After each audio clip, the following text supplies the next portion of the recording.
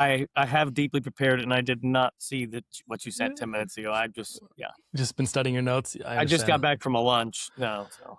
Good. Well, we'll keep you awake as best we can, and we're just going to jump right into it. Flip. We've been using all of our other guests to lever our way up to you. So everyone has been naturally getting a little bit bigger. Yeah. We had Kane the other week. We had Alex from Central, and that unlocked a door to you. So you're kind of the final boss as far as I can see until we get to the WeWork boss. Perfect. By the way, I'm thrilled to have Flip here, but I do the views of Kevin are the views of Kevin. I like every guest that we've had on this podcast, and I think they're all equally big and important. So that's those feelings are Kevin's. Well, Taylor told me to say that it's in his notes because I didn't prepare for this either. But yeah, so Flip, so you've been at this business for some reason since 2001. You bought for some reason is a really good question. Yeah, I think a lot of us kind of every now and then look around and go, what are we doing here? And I imagine you've had a few of those moments. So 2001's a long time. You're the oldest young guy that I've ever met, and or the oldest young guy, or just but you make it look easy. You're at 29 locations strong. You've got 2 more kind of publicly in the works, and I assume there's more behind the scenes. Just gonna dive right in. We're gonna ping you with a bunch of questions. We're gonna start about brand, which I know is your favorite topic and strength. And so we're gonna put you on your heels first, just so we can get you on the ropes, and then we're gonna bring it back and talk about performance marketing and stuff as well. So Taylor, do you want to ask him about what happened that led to him being called Lucid today? Yeah. And so the reason I know, obviously, Kevin gave me a little bit of a brief on that brand is your favorite topic, but obviously you've been doing this for 25 years. The brand you've gone through 2 rebrands from Meridian to Work Suites to Lucid. And so the biggest question I had for you, first of all, is like, what inspired those rebrands? Were there certain kind of indicators along the way or changes in the business that made you go, okay, we got to change from Meridian to Work Suites and then from Work Suites to Lucid? Yes, is the short answer. So we founded the company in 2001. I had a business partner. He and I were 50-50 partners. It was called Meridian Business Centers. That's so many syllables, right? But it was like, that's what they were called back then. The industry went through a phase. The GWA back then was called the OBCIA, the Office Business Center Alliance or something like that. And so business center was like the word that was going to catch on, that was going to take over and replace executive suites as the term. So in 2001, business center was like the cool thing. So we were Meridian Business Centers, and we were that until 2018. So I bought out my business. He and I were 50-50 partners. I bought him out beginning of 18. And from 2001 to 2017, we were basically just a kind of like a Regis copycat. It looked and felt a lot like a Regis. We even were kind of almost like a discount to that. Regis's were kind of, newer and nicer back then. And we were, kind of in a lot of their leftover hand-me-down spaces that we just kind of, if we were cheaper than Regis, we could sell offices. And if we weren't cheaper than Regis, we couldn't sell offices, was kind of what we were when we were Meridian Business Centers. And then you asked, so what prompted it? So I bought out my business partner and was ready to kind of do something different with the market position. I had kind of seen, obviously, what had come up with WeWork and all these co-working places. There were the old executive suite world, and there was this new kind of co-working world. And I felt like both had the pendulum swung too far, that we'd gone from these boring, dark, depressing executive suites that were, like I said, just kind of Regis copycats. But we pendulum swung to all these casual, fun, unprofessional, and a lot of them didn't know how to make any money type of co-working spaces that were all about vibe and energy, but, not so good on things like a P&L or professionality or things like that. So I wanted to be this in-between that was sort of halfway between an executive suite and co-working, halfway between like what a WeWork feels like and what a Regis feels like. So we came out with Work Suites was our name. And it was more modern. It was more light-filled. It was more, it fit on the side of a building really well. You could actually kind of tell. We wanted something that when you drove by and saw our name at the top of the building, you could kind of get what it was. Regis doesn't really do that. Meridian Business Centers doesn't even fit, and who knows what a business center is. So that was the rebrand to Work Suites. But what was happening, two things happened. One, after a couple of years of being Work Suites, people were just lumping us in with WeWork. And something about the short, casual name, people thought we were co-working. And I would go on tours with brokers, and people would say, "Oh yeah, you guys are the We Suites or the Work We." What you're like? Something like we. No one could remember our name, and we had like no brand value to our name whatsoever. And it was frustrating. These are brokers who are about to get paid a whole bunch of money for doing my deal, and they don't even bother to. And my name's on the top of like 15 buildings in Dallas, and they don't even bother to learn the name. So well, one theory I have, and I don't know that it's totally true, but I do feel like in our industry, a lot of us take our branding really seriously and think the market really cares about our brands. And a lot of times they view it like an apartment, where it's like, this is why when we're joking about branding's my favorite topic. It's because we're so into performance marketing, because I feel like a lot of customers shop for this, based on location. And yes, the vibe matters, but just like with an apartment complex, I care about the countertops and the pool scene, maybe not who the property management company is of that thing. So anyway, so the other thing that happened is a couple of years into the Work Suites brand, we started to realize that we were not just in between like a Regis and a WeWork feel, but we were kind of elevated to both of them. We were more professional than a WeWork, but we were way more upscale than a Regis. And the Work Suites sort of implied like an equality about it all. And so we wanted to do something that kind of felt, elevated to everything else. So um, when we first became Work Suites, we did a lot of like neon green and neon orange and a lot of these kind of bright colors in the things. And then after a couple of years, we got away from that and now we're a lot of blacks and golds and very updated, very upscale feel. So anyway, that's why we went with Lucid Private Offices. And Lucid, I actually drive a Lucid car. I love the car. I love all their branding, and it felt to me like a good modern luxury, like not old school stuffy Ritz-Carlton type luxury, but upscale in a modern way, which is kind of like like what an electric car is. Yeah, I like those cars as well. By the way, I had no idea there was a correlation between the two. There's not really a correlation. I think I actually named the company before I got the car, but I just kind of again, I was trying to think of something that was upscale and modern at the same time, and it came to now I have to drive one because it's like on brand. It's on brand. Probably. It's also, by the way, the greatest car in the world. I think it's the greatest car ever built. That's a side plug.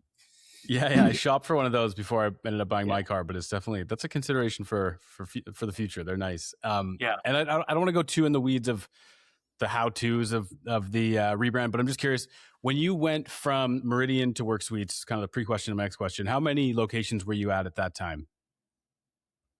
I think we had 16 when I bought the company from my business partner. We had 16 locations, and so that would have been when we did it. Yeah, it was 16 locations. Okay, and then I believe you had like 21 when you first rebranded to Lucid?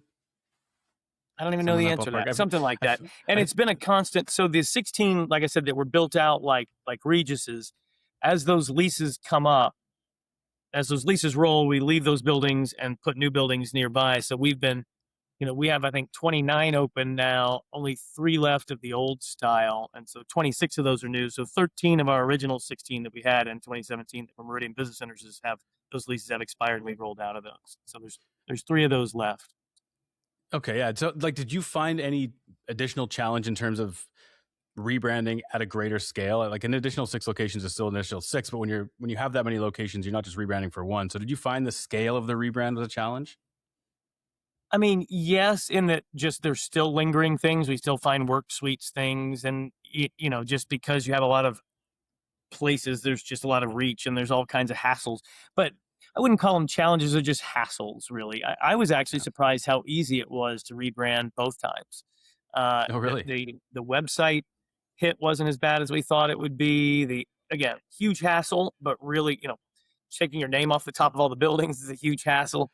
But the cost of the signage and the just kind of human cost of cleaning everything up was a hassle. But otherwise, I think from a market perception, and honestly, the PR of it probably gave us as much lift as it did, hit for temporarily. So yeah, and I suppose if you mentioned that Work Suites didn't have the brand equity that you wanted anyway, so I guess it wasn't like this big jarring experience for anybody who knew the brand to kind of wrap their heads around Lucid. Right, exactly. Yeah. Okay. Well, I'll stop beating you up on brand. I know Kev wanted to talk a little bit more about some other things, so I'll pass it back to you for that one. I'll let you off the hook here.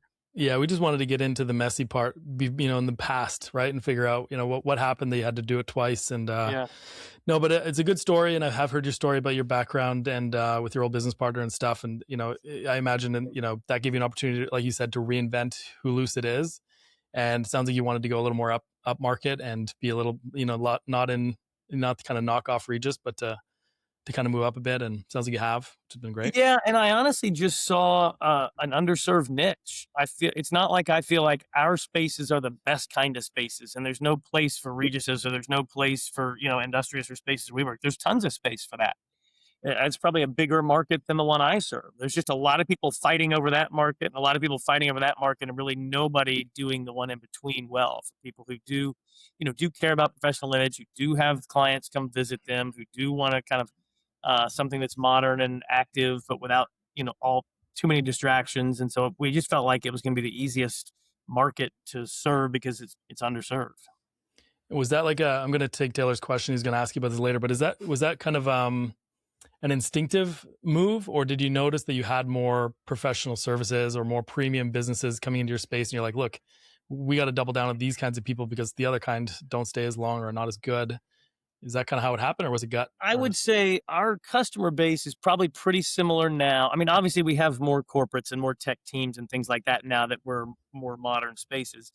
But you'd be surprised how similar our customer base is to what it was before when we were kind of Regis style. I think what really happened was we saw who our customer base was. We saw that we could serve them much better. But it just felt like that old kind of executive suite model was dying. And it felt like the only people doing this are doing this in old, tired space. Nobody's like building out new spaces like this anymore.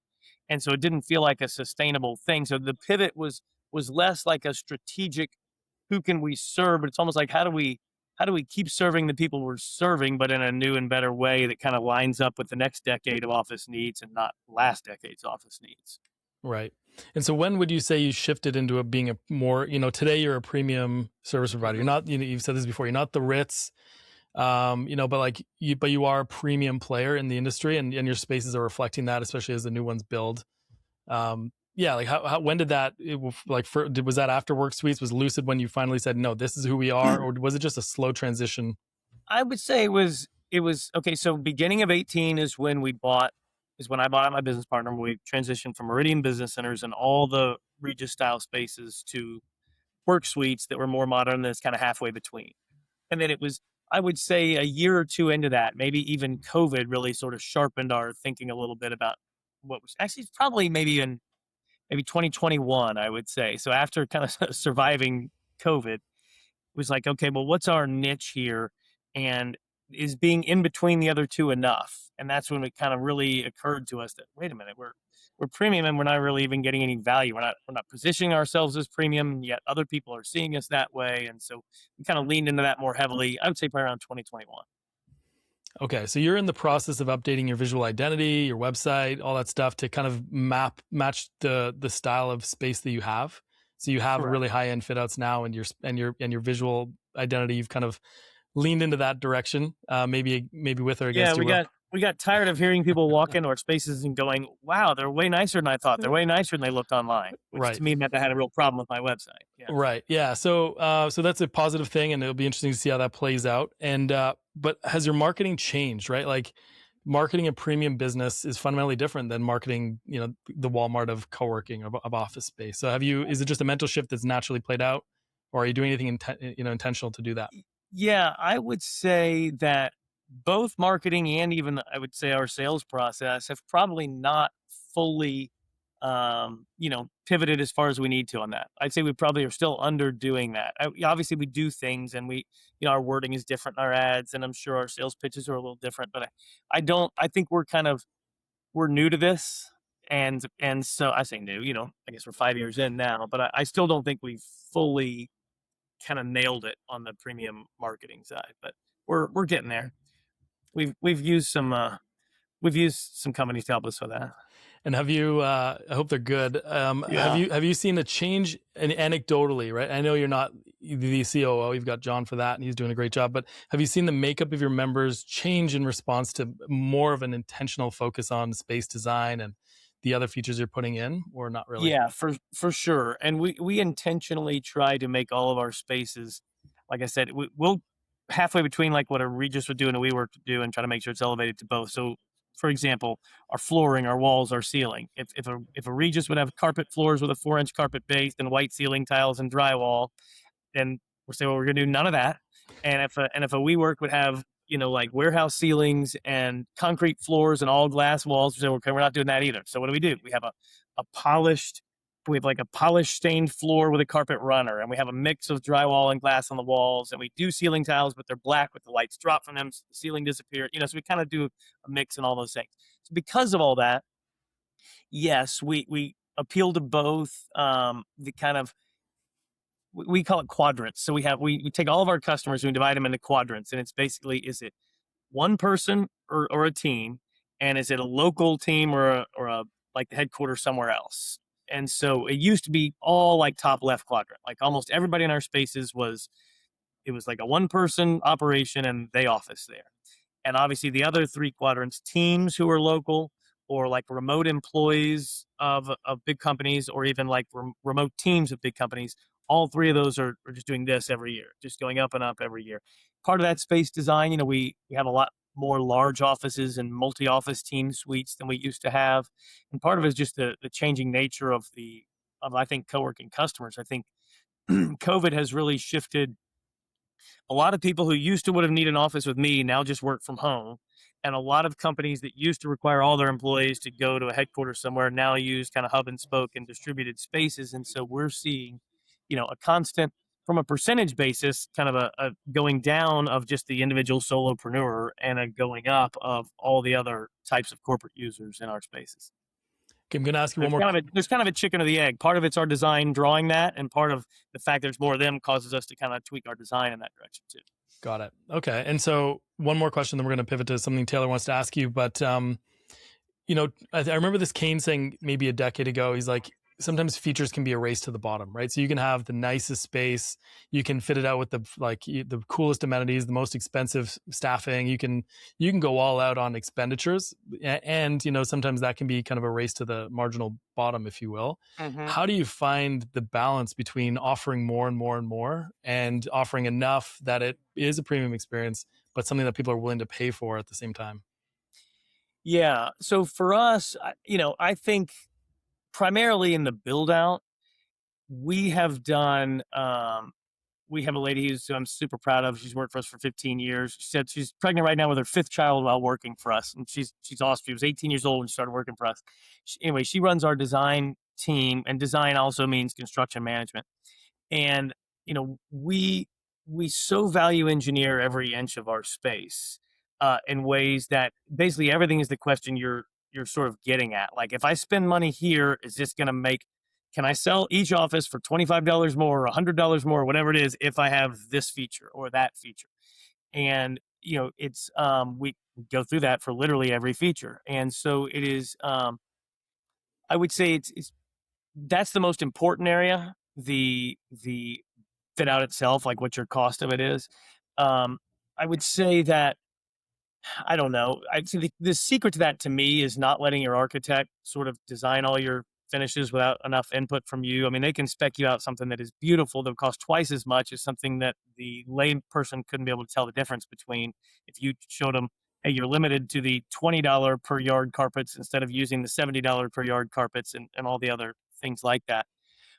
Once you're up and running, I guess there's the two biggest costs we have are marketing and payroll. And there's always leave marketing aside for a second, but from a operational, customer service payroll side, there's always that question. If we spend more, if we have more and more highly paid and more quantity of employees, we'll be able to do this and we'll be able to do that and we'll do this. And at what point are there diminishing returns on that? And it's a tough balance. And I agree with Kane's thing that it can be a race to the bottom. We're getting less frugal. We've always been kind of lean and mean and frugal because we've always just grown out of cash flow. Like, we don't have investors, we don't have debt, we don't grow using outside money. So it's all my money. I actually, like, if we hire an employee, that comes out of my pocket. So I've always been pretty, streamlined. But I would say as we've grown, there's just creep. We're way less streamlined than we used to be, and we spend a lot more per location than we used to. And we deliver, I'm sure, a little better service than we used to, but probably not commensurate with, what our cost has gone up. It's definitely something to watch out for as you grow. And it's, for some reason, it's hard to grow and be like, I would love to be 29 little individually run entrepreneurial ventures, with each one of them getting as much thought and love as if, I was the owner of that one. But we're just not. There's a lot of we do a lot of things corporately, and one example I like to use is referrals. I feel like almost every small little mom and pop operator gets a huge chunk of their business from referrals, because you're the owner, everybody there, you're always asking for word of mouth. And we get a tiny sliver of our deals from referrals, because we become this kind of corporate thing a little bit, where we just buy our deals from Google, and we do all these marketing, we answer the phone when it rings, we do all these processes well, we do them really well. But it's not the same as having 29 little entrepreneurial ventures that I'd like to be able to do. And yeah, we're struggling with that. Interesting. Taylor, do you want to take it over here so it doesn't become the Flip and Kevin show? Yeah, I mean, I think kind of Kevin alluded to this a little bit in terms of positioning and whether the positioning was reactive or proactive. But I'm curious in terms of that kind of like more, more than a casual co-working space, but not sleepy and dated like an executive suite. How do you kind of strike that balance and stay in the middle without watering down the product too much or becoming that kind of like in the middle sort of brand? Yeah, it's tough. I've used the analogy before of like, nobody wants to buy a convertible minivan. Nobody wants to combine like, oh, we can be convertible and we can be a mini. Like, that doesn't work, right? You can be the worst of both, or you can be the best of both, right? Like, again, for me, the Lucid car has more room inside it than a Mercedes S-Class, and it's faster than a Lamborghini. Like, to me, the speed and the room are good things. Nobody wants the worst of both. Nobody wants a tight Lamborghini feel inside, with the speed of a Mercedes. That doesn't do anybody any good. And so you always have to, and I've honestly seen a lot of people try that. You have co-working spaces that nobody wants to wear a sport coat in a co-working space, right? Or you'll have these super casual elements and then these super high-end elements that just don't seem to fit. And so we've tried to say, okay, like what do executive suites do well? Well, they get space utilization, they get the math of this whole equation, they get professionality, they get the boardrooms, they get some of these things. Okay, what does co-working get well? They get that people activate a space and the people aren't your enemy, and that you want all of your spaces with humans in them, and you want activities, and you want programming, you want customer service, and you want to not lock people into long-term deals and have everything be gotcha legalistic, lease type stuff. And so again, we try to just sort of pick and choose and go, okay, well, what would an executive suite company do, and what would a co-working company do, and is there a way to just grab the best of both? But yes, it's hard. I would say it's more intuitive than you would think doing those things. I would say none of these decisions are. I mean, it's always a little hard to get out of your way of doing things. Like, we were always an executive suite. We always held everybody to lease terms. Now people sign like a 12-month term, and after their 12-month, they automatically renew. But if somebody wants out in their second term, we just let everybody out. 60 days notice, basically everybody's on a month to month. Because we got tired of having people give us bad reviews online because they're saying, well, I locked me into a year I didn't know I had. And, that was just such an executive suite mentality of thinking about it. Like, here's the lease term you've signed, you should have read your document kind of thing, to just this customer service, customer's always right type, co-working way of doing things that we do now. Most of those things are pretty intuitive. Like, if you guys were running one trying to do that, you would make pretty much all the same decisions that I made on it. The harder part is from a marketing standpoint. I feel like it's a really unsexy marketing tagline to be like, we're the middle temperature porridge. Like, we're not too hot and we're not too cold, and we're not as depressing as Regis, but we're not as casual as we'd work. Like, that's a terrible sales spiel, and yet it's kind of what our spiel is. So it's been hard to verbalize that. The lukewarm porridge. Yeah. So by the way, Flip sounds disgusting, honestly. Flip is a strong Flip's a strong contender for analogy guest we've had, like the best analogy guest. I'm the lead. Like, no one beats me in analogies, but Flip, you've had a couple good ones. So I just want to call out that. No one beats you in analogies. Let's go right now. I'll take you down. Okay, well, give it time. Give it time. I actually, for a while there, like our first like 10 or 15 episodes, I went through and I created a list, like a hall of fame and shame of Kevin's analogies, because he's got some that are just like absolutely awesome. And then somewhere I'm like a bit of a head scratcher. So I actually put them all together into a list so that we can see the good. You rank them? Yeah, that's good. Yeah, the good and the bad together. And this is neither here nor there, but I just feel like there's got to be some opportunity for a Lucid car sponsorship here. You're like a... Yeah, why don't we just put it? This episode's been sponsored by Lucid Motors, and if you want subsequent sponsorships, please contact Taylor. Yeah, this episode is unofficially sponsored by Lucid Motors. And no, I never tell people that I own the car company too. I promise. Yet. Not yet. Yeah.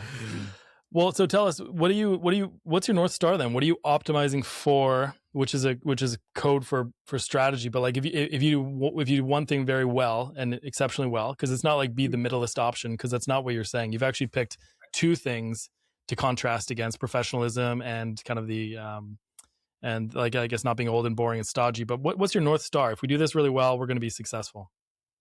Yeah, I would say what we do better than anybody else is provide, modern workspace for individuals or teams who are, and I promise this is not a canned rehearsed thing. I'm actually thinking this out as I'm saying it. Mhm. It's like modern workspace for individuals or teams who are like serious about like results and work and accomplishing. I feel like there is a difference. There are people who use the office for things other than that. And so you could be a team of young 20 something tech people or a 78-year-old guy. Our space could be the best for you if you want to go there and get more done in a day than anywhere else. That's kind of that's our deal. And that doesn't just mean going and shutting your door and having 4 white walls to get more done. I mean, there's energy and activation and the peer group around that assist with that as well.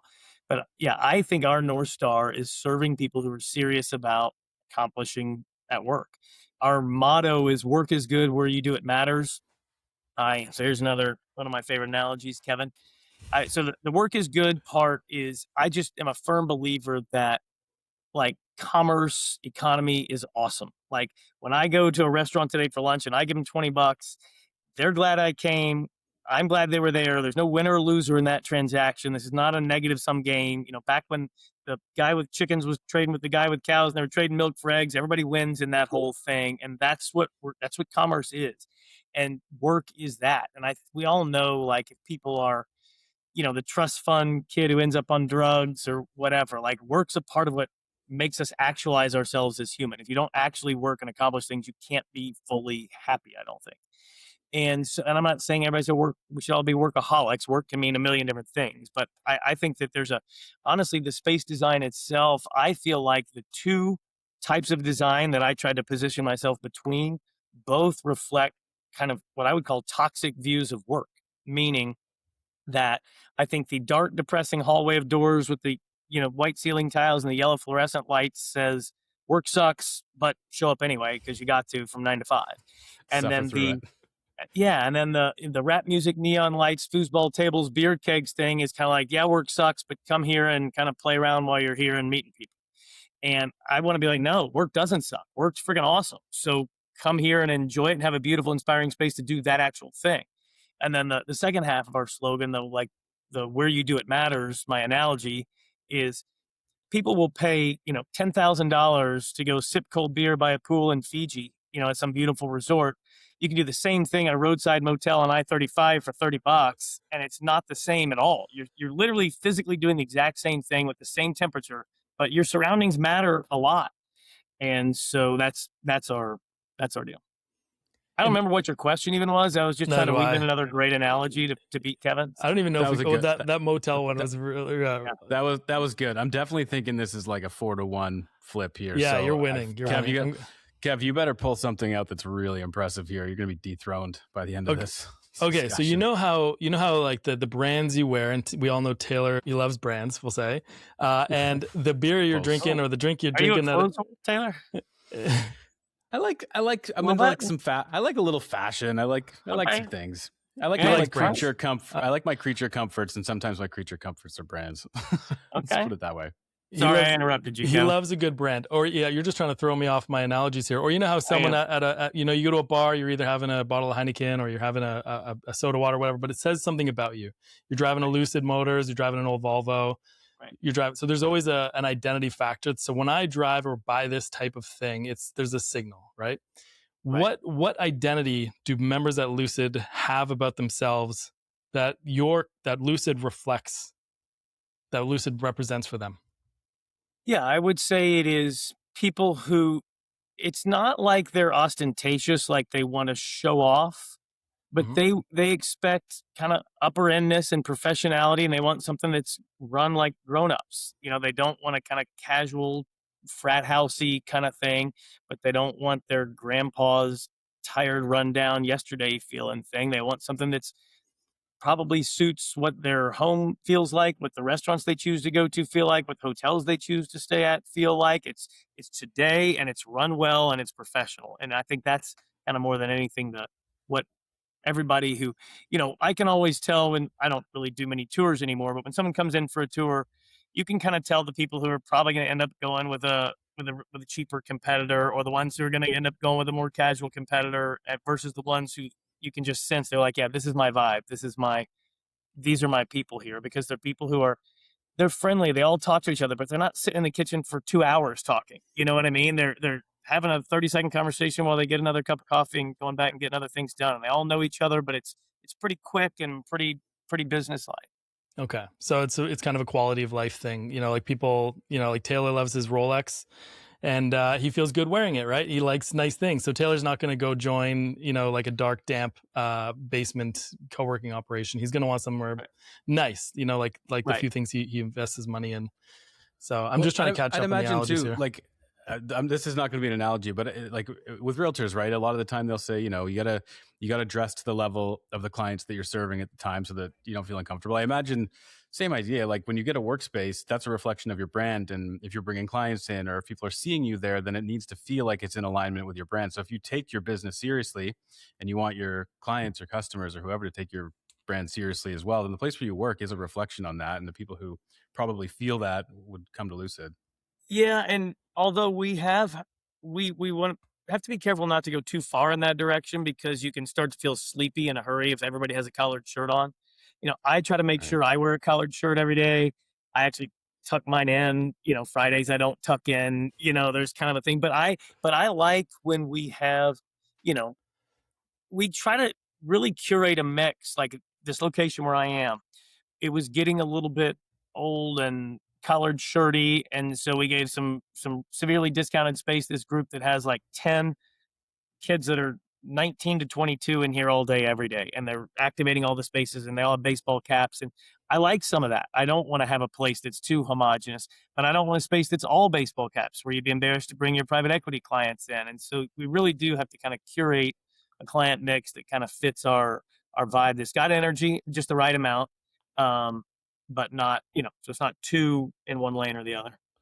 It's really Do interesting. you find that having like too many colored shirts, do you find that kind of like attracts like, in terms of if people come tour the space and they see a lot of colored shirts, then that's going to be who comes in? And so it's more like, as you're saying, it's a proactive effort to get that Yeah, like blend of people. if I had all colored shirts and some tech team came in, they'd be like, "Yeah, no, this in our space. This in my vibe." But I walk them Right. past some dude who's literally wearing a tie because he's a lawyer, and some other dude's got a sport going on because he's a private equity guy, and then this room with three guys with backwards baseball caps because they're knocking stuff out. And he's like, "Okay, this is cool vibe. Maybe these are the investors and these are the workers," and so. Yeah, It's interesting because you're not, it's like, conventional logic is go all in on the best customer, right? And it's kind of Right. and sometimes the best logic is don't try to be in the middle of too many things, but you're actually diversifying, which is creating a youthfulness, a professionalism, but it kind of creates just a healthy ecosystem of people. Yeah, it's again, I don't know that we're say more occupied or more profitable than we would be if he just leaned totally into the colored shirt crowd. But it feels to me like the non-colored shirt crowd is growing and the colored shirt crowd is shrinking. So, I think we'd be fools to try to ride that thing to its bitter end, Yeah. Great point. Well, we're gonna shift gears to one of your actual favorite topics. So it's interesting because you are very self-aware of your business and what you're trying to do, and kind of brand for you is kind of like that kind of creative side of the brain that you try to ignore a bit, but still pokes its head out because of your intentionality. But you are a performance marketer. You do focus on investment. Like one of the things that I really appreciated about you when I first met you is that unlike a lot of operators, you don't have a marketing budget. It's not like, hey, we spend this amount per year, we got to do the most we can with it. You really believe marketing is an investment, and you look at it as cost per customer acquisition budget versus just like a flat budget that we got to stick to all year and then maybe recreate a new budget each year. What's your approach to performance marketing? How has it changed? And where do you feel about it right now? Yeah. So yes, you are correct that I've always thought the words marketing budget is a stupid sentence. Like if you're telling me once you've reached your budget, if you could go buy another customer that'll make you $100, you could buy in for $2, you're not going to do it. You're an idiot. Like you should so for me, it's just about ROI on every marketing thing. So um, as far as how it's changed over the years, like I said, we used to just sell our soul to Google every month. We still kind of do. We spend a ton on Google ads. Yes, we do all the other things, and we have social media, and we do organic, and we're trying to get AI visibility, and we're doing all the other things, but still a huge chunk, roughly half our lead flow comes from Google paid ads. Um, we've recently in the last year or so been reducing our spend on Google without it hurting us much, which has been really eye opening to see that basically there's only so many people searching Google looking for what we offer, and Google will take however much money you want to give them to reach those people. So we're trying to find what the lowest point of that is. And so that's kind of a experimentation game to figure out where that point is. And we're spending roughly half of what we used to spend on it, which is great with almost no tail off in lead flow. But so what we decided to do is instead of taking all that money and just pocketing it, that extra money that we're saving every month on Google ads, to try to, spend a third or half of it on new avenues to see which ones have, positive ROI. Some are pretty obvious, low cost, real high ROI immediately. Some are, you got to lean in and hire, almost like full-time person or two to do this that may not pay itself back for a year. But I think they're worth it, especially if we can diversify from the Google paid ads, especially as AI. I'm sure they'll all find ways to monetize the AI thing soon. I'll be able to pay for that too, but it still feels like it won't be as simple of a monopoly as it has been with Google for so long. That the AI game will be more diversified, and it will be. So I need to be finding ways to wean off of that easy drug of just Google just paying Google to get all my lead flow.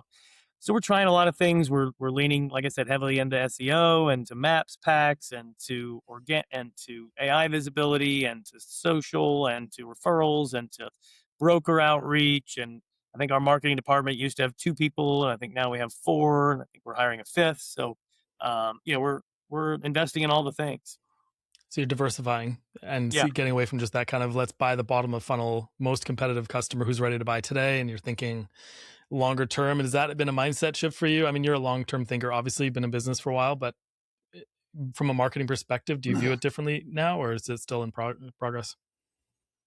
I would say I don't know if I even say I viewed it differently now. I've only really started looking at it to have much of a viewpoint kind of recently. For so many years, we just kind of did what we did. We just bought all the leads from Google, and we kind of trusted whoever was running the Google ads to say, okay, well, here's how many we got, and here's what we're spending, and that's what it costs. And so this has really only come to my attention to really, lean in heavily on it in the last year or so. And so it's kind of a new. I wouldn't really say I've changed my opinion that much because I don't really know that I have much of an opinion before. Yeah. What Well, at was least you're what was freed up. what was the Mhm. catalyst that kind of made you adopt that mindset shift where you were kind of hands off for a long time? And was there a specific kind of like aha moment where you're like, okay, I got to pay more attention to this? Um, I would say it's just that the realization. We all know our business, right? Like it all comes down to, okay, if you're 70% occupied, don't make any money. If you're 75%, you make a little bit. If you're 80%, you make twice as much. If you're 85%, you make 3 times as much. And then you stretch that analogy or thing even further and go, okay, well, if I can get, you know, 4 tours a week at every location, if I get 3 tours a week at every location, I can stay in my current occupancy. If I could get 4, I could increase a little bit. And if I could have 5, I could really, really increase it. And just really realizing the power of those extra few leads, those marginal ones are all straight to the bottom line, just like it is with the occupancy. And going, well, then this is going to make more of a difference, honestly, than anything else in the business as far as, my P&L. Like if I want higher EBITDA, the number one place to lean in is marketing, because I did spend about a year or 2 really focused on sales, because it really hurt my feelings that, like, 2/3 of the people or 60% of the people who tour one of our locations doesn't sign with us. And I was like, well, that just crushes me. So I want to really, we must be messing up. These people must just not be saying the right things. Our spaces are so awesome. And why would everybody who visits not want to buy from us? and we leaned, I spent a year and a half, and I had consultants and did all these things. I had my brother come help lead our sales team for a while, who's done all this sales consulting for a long time. And we did all these things, and we hired a bunch more people, and we spent a lot more money on sales, and it barely moved the needle at all. And it was really kind of, I guess, when you said the aha moment, that's when I kind of pivoted. I was like, oh, well, maybe the key isn't trying to make that 35% of the people who come, sign with me into 40. Maybe I just need to get 15 people instead of 10 people to come in to begin with. And that's the thing. So that's where I am now. Yeah, the ratio scales up with it, right? Yeah. The more people come in, if the ratio stay the same, the better it nets out. Right. So, as you evolve your business, you're moving more. Some of your new locations are larger than the previous ones, so you're moving more Right. toward enterprise and just larger build-outs. Is that just a part of your strategy? Is there something you're seeing in there that's leading that? Again, that just goes back to I think our industry is really bad about talking about and thinking about and measuring very closely occupancy, and not profitability. It's really easy to be occupied in small spaces that don't make any money. And it's really hard to have rate integrity and to fill up large spaces that can be really profitable without, compromising your rates too much. So, we just noticed that between how much we spend on every location for all, payroll, marketing, all the other expenses, and with how much space you now have to allocate, we're allocating more of our space than we used to common areas to activate, and larger boardrooms and more larger coffee lounges and breakout areas and things. The more you do that, if I have a 20,000, I used to be able to could be, successful with a 20,000 square foot space. It may have had 75 offices back in the day. But now I think almost all of my offices, when they open, will have 120 to 150 offices. And I don't do anything less than 25 to 30,000 square feet, because it's just, there's not enough profit to go around when you basically can't attribute all that common space at the front, out to more space. It just they don't make any money. And it's hard because sometimes it takes a long time to fill up, and it kind of sucks to say, like, yeah, we've been open a year and we're only 65 or 70% full. Like, that hurts your soul. It'd be much easier to have built out the small space and be 100% full, but they can't make any money. So that's why we do it. And so we do it to make money, Kevin. So you're doing it, but is the enterprise just greedy American capitalist is what I am. Not like us Canadians, right? So is that so? But enterprise is I think what Alex Hughes of Central Office was saying was that if co-working if the flexible office industry is going to go from 3 to 20 or 30 or whatever people are predicting, enterprise has to move into it, right? It can't just be. It won't just be individuals and consumers, which has been your bread and butter for a long time. Correct. Is that kind of in the back of your mind? And are you seeing? And so I guess that would be another way you're changing your whole business. And that's what I was saying about the quadrants earlier. The 4 types of customers. It used to be almost all the top left, all the solopreneurs, and those other 3 are growing pretty rapidly every single year, making up a larger and larger percentage of the customer base. And we have to pivot our space design, our marketing, our sales, our customer service, everything to kind of how that customer thinks. We've got a separate corporate sales team with 3 people on it that does nothing but deal with enterprise and corporate size leads, because it's different legal, it's different IT, it's different sales cycle, it's different all that stuff. And so we're leaning heavily into that, but we were a little bit slow to get there, but it's and they're great because they're actually it's one of the weird things where maybe there's other industries like this too, but they buy in bulk, and yet they pay you a premium to buy in bulk. Like, they buy the biggest amount of space, and they're the least cost conscious of everybody. So they're kind of the best customers. Now, they don't stay as long. And when they take up huge chunks of space, it can cause real problems when they move out. So we have size limits on how big we'll let somebody get. But we're definitely leaning more into that, because yes, I think the future is all that. I say all. There'll always be, the gig economy and freelance economy, especially with AI, is going to grow too. But the corporate and users are doing nothing but, more and more. And they still like being around these smaller teams that have energy, that have vibrancy. Like, it kind of creates they tap into a culture, they build their own subculture within it.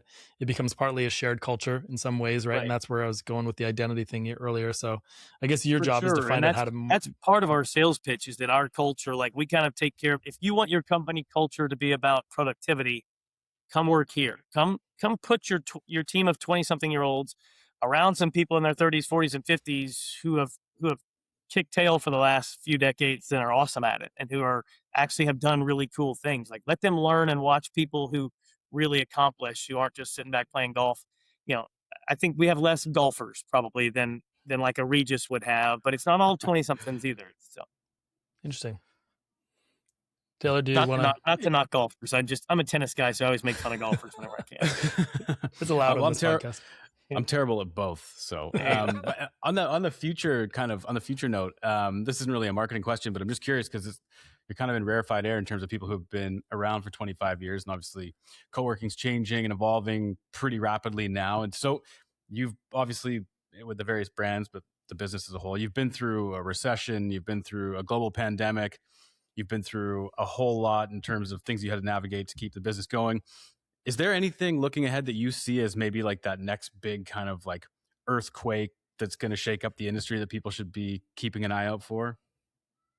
Well, I mean, that's a big conversation now, right? We get out of this, office, COVID, remote work, that whole thing, this existential threat to our industry that feels like we finally are escaping from now. Everybody's realizing, okay, the office is required.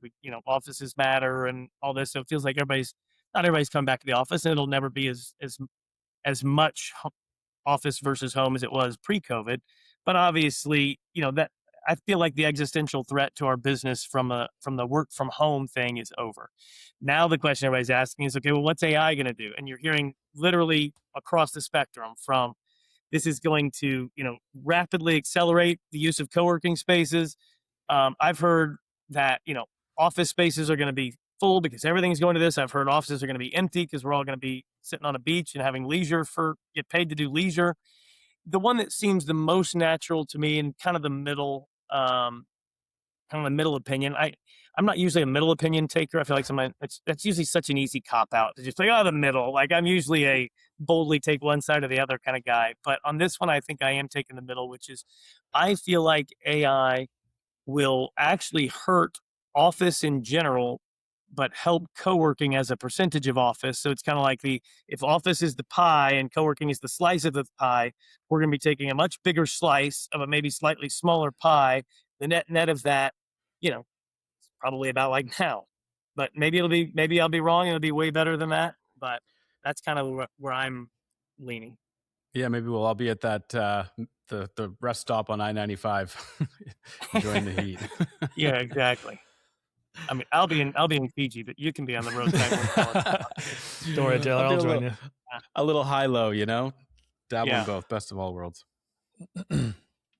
So, with everything you've learned so far, if you were to consolidate everything, what would you say is the truest, as Ernest Hemingway says, when you're trying to write something, start with the truest sentence you know. What is the truest sentence you know about our industry and maybe how to be successful, or what is the truest kind of essence of succeeding? Gosh, I don't know. That's a deep question. That's philosophical right there. Okay, so again, my gut goes back to that whole our slogan: "The work is good, where you do it matters." Not just for our company, but for everybody's company, right? Like, lean into work is good. What does it mean to work? And lean into the place really matters.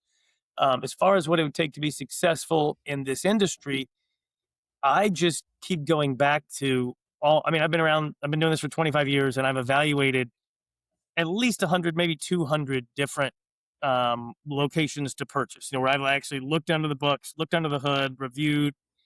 And so where my brain goes is all the ones that are failing. Why? Like, what is causing people to fail at this? And to me, I always say that there are 4 legs of a stool that like hold up a co-working location. There's your real estate, like where you are on the GPS map and what building you're in. And then there's like what your space feels like inside, where the walls are, the build out, the decorations, all that. And then there's like sales and marketing. And then there's customer service. And what I'm always looking for is someone who's gotten the first 2 right, who's got a greatly built out location and a great spot and a great building on a good lease, but they're messing up sales and marketing and they're messing up customer service. And I've never found it. Everybody's much better at 3 and 4 than they are at 1 and 2. And unfortunately, 1 and 2 can't be changed once you're in there. And so, like WeWork was fantastic at marketing. They were good at sales. They weren't even bad at customer service. They were just bad at number 1 and 2, right? And got in huge trouble from that.